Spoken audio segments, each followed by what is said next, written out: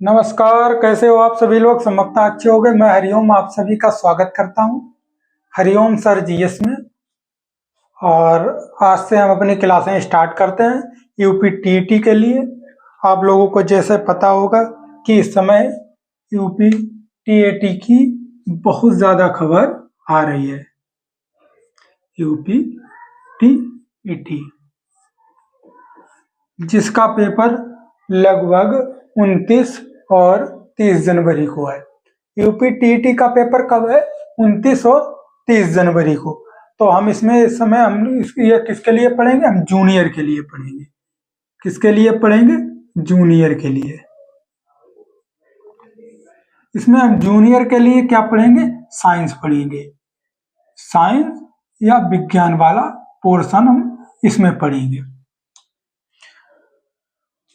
जैसे आप लोगों को एडिट की खबरें सुनने में आ रही हैं, जिनमें जो पिछली भर्ती है वो एडिट की पूरी होने वाली है और इसके बाद जो नई भर्ती आएगी उसके लिए हम अभी से प्रिपरेशन स्टार्ट कर देंगे।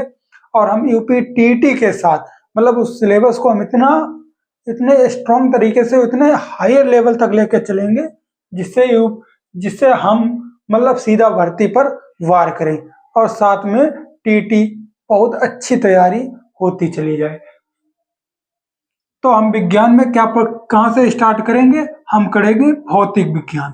कहाँ से करेंगे? भौतिक विज्ञान से स्टार्ट करेंगे या फिजिक्स से। भौतिक विज्ञान या फिजिक्स से हम कहाँ से स्टार्ट करेंगे? फिजिक्स से।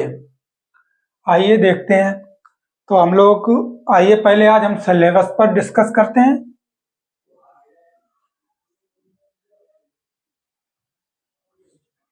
तो हम इसमें सिलेबस पर डिस्कस करते हैं। यूपी टीट जूनियर,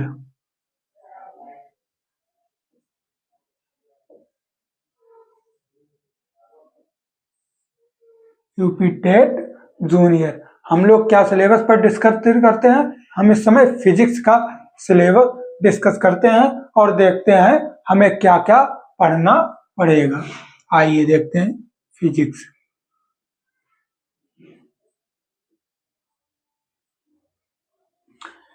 हम सिलेबस पर डिस्कस करेंगे।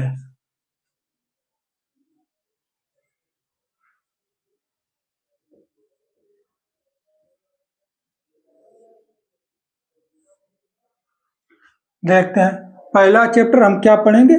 पहला चैप्टर हम पढ़ेंगे तरंग। पहला चैप्टर हम लोग क्या पढ़ेंगे? तरंग, वेव। दूसरा चैप्टर हम क्या पढ़ेंगे? दूसरा जो चैप्टर हम लोग पढ़ेंगे वो पढ़ेंगे ध्वनि, साउंड।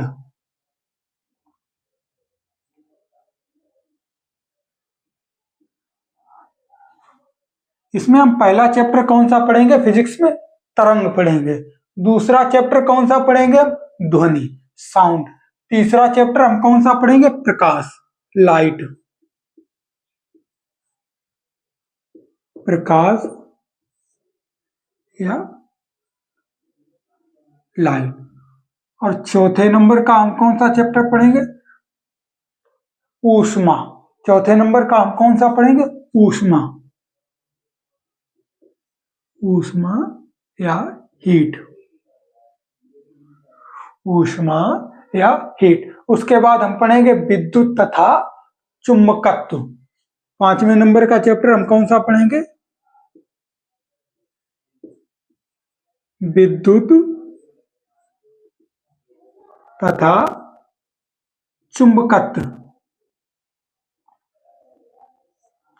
विद्युत तथा चुंबकत्व, electricity and magnetism. Electricity and magnetism. और छठा चैप्टर हम जो लोग पढ़ेंगे वो हम पढ़ेंगे द्रव्य, मैटर। छठा चैप्टर हम कौन सा पढ़ेंगे? द्रव्य, मैटर।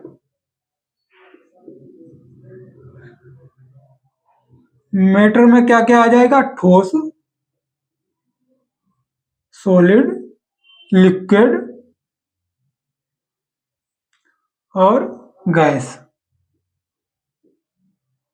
ये तीनों हम इसी चैप्टर में पढ़ेंगे। उसके बाद हम पढ़ेंगे गुरुत्वाकर्षण। 7 नंबर चैप्टर हम पढ़ेंगे गुरुत्वाकर्षण।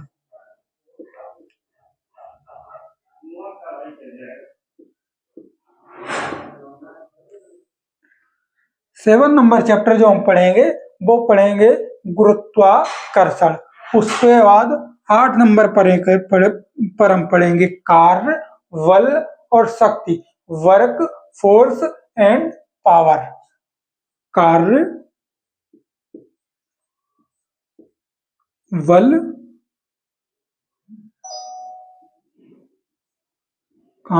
शक्ति, शक्ति, कार्य, बल और शक्ति। उसके बाद हम पढ़ेंगे 9 नंबर पर मापन और उत्तोलक। 9 नंबर पर कौन सा पढ़ेंगे? उत्तोलक। उत्तोलक। और 10 नंबर पर हम क्या पढ़ेंगे? 10 नंबर पर पढ़ेंगे हम मापन, मेजरमेंट, मापन। और उसके बाद हम पढ़ेंगे विविध। विविध में हमारा जो भी छूटेगा वो हम सब कुछ कवर करेंगे। चलिए एक बार आप लोग नोट कर लीजिए सिलेबस।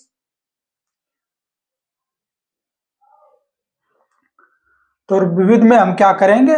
विविध में हमारा जो कुछ भी छूटेगा वो हम सब विविध में लेकर चलेंगे।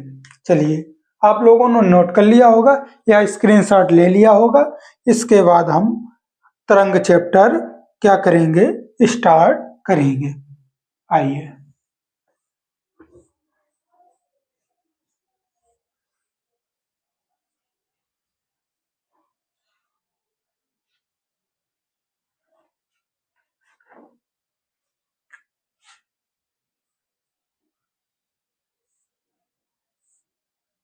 या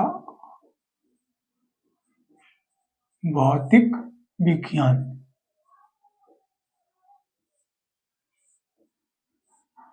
तो हम इसमें क्या चैप्टर डालेंगे? तरंग। पहला चैप्टर हम क्या डालेंगे? तरंग। तरंग या वेव। तरंग या वेव। आइए देखते हैं तरंग क्या होती है। तरंग आप लोगों ने देखा होगा, कभी आप लोगों ने तालाब में जब आप लोगों ने तालाब में डेला फेंका होगा, उसके बाद आप लोगों ने ये देखा होगा इस तरीके से लहर पीछे बढ़ती चली जाती है।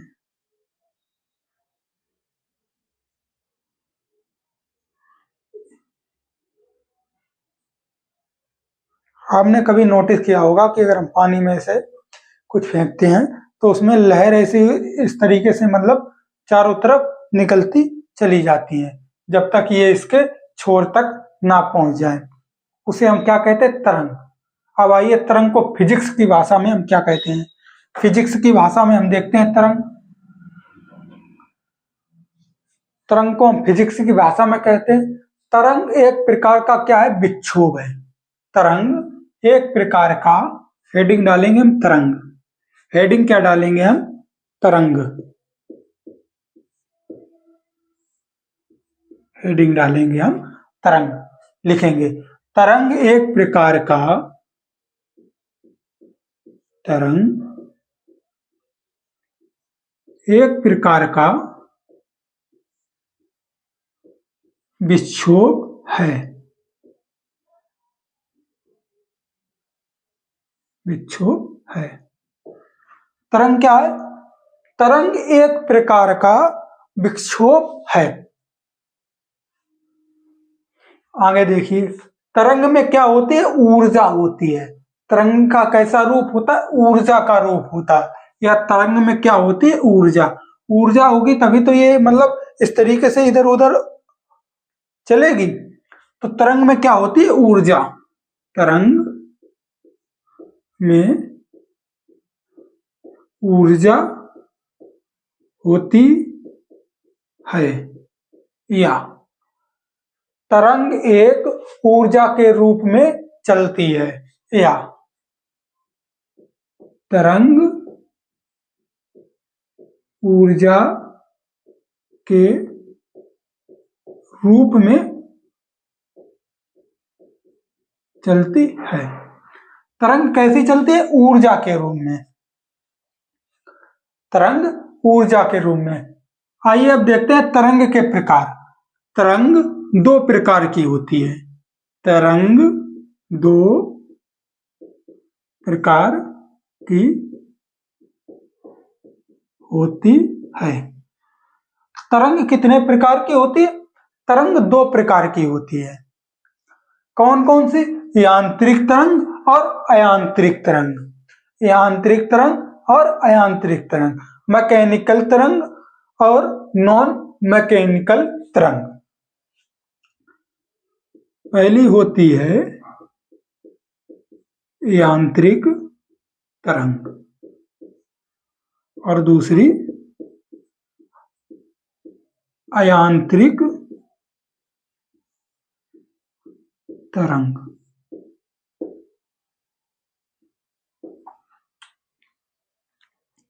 हमने क्या बताया? तरंग एक प्रकार का विक्षोभ है। तरंग कैसी है? तरंग एक प्रकार का विक्षोभ है। और तरंग में क्या होती है? ऊर्जा होती है। तरंग एक प्रकार का ऊर्जा का रूप है। आगे देखिए, तरंग कितने प्रकार की होती है? तरंग दो प्रकार की होती है, यांत्रिक तरंग और अयांत्रिक तरंग। तरंग कितने प्रकार की होती है? तरंग दो प्रकार की होती है, यांत्रिक तरंग और अयांत्रिक तरंग। मैकेनिकल तरंग, नॉन मैकेनिकल तरंग। आइए आगे देखते हैं। अब हम लोग क्या पढ़ेंगे? यांत्रिक तरंग। हम लोग पढ़ेंगे यांत्रिक तरंग। आइए चलते हैं। आप लोग साथ में लिखते रहिए और स्क्रीनशॉट लेते रहिए। हम लोग बहुत अच्छे से साइंस का सिलेबस पूरा करेंगे। हेडिंग डालते हैं यांत्रिक तरंग। हेडिंग क्या डालेंगे हम? यांत्रिक तरंग।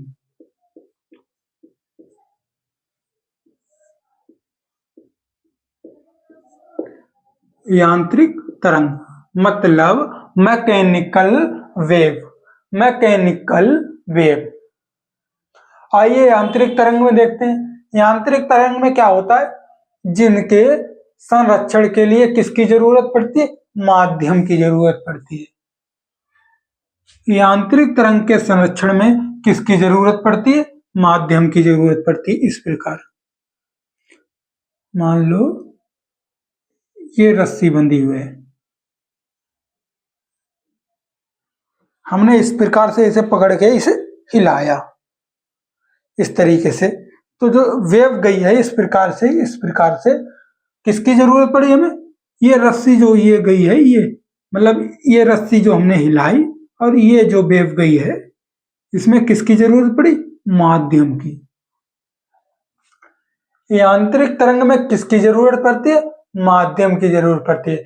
किसके लिए? संग्रहण के लिए या संग्रहण के लिए माध्यम की जरूरत पड़ती है। आगे लिखिए।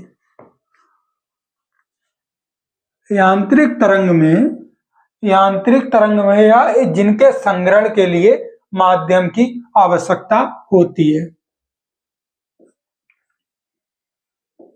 जिनके संग्रहण के लिए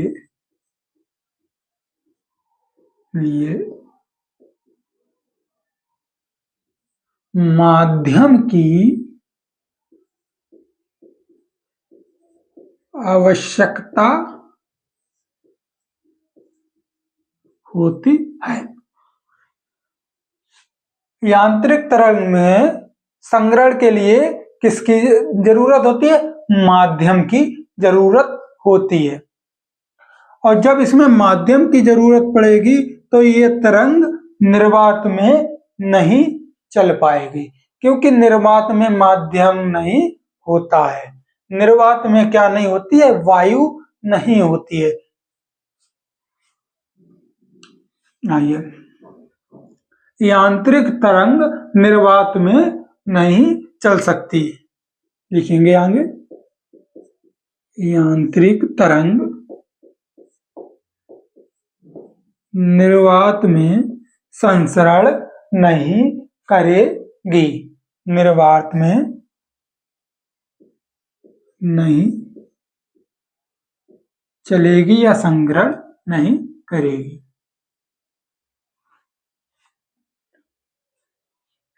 देखते हैं आगे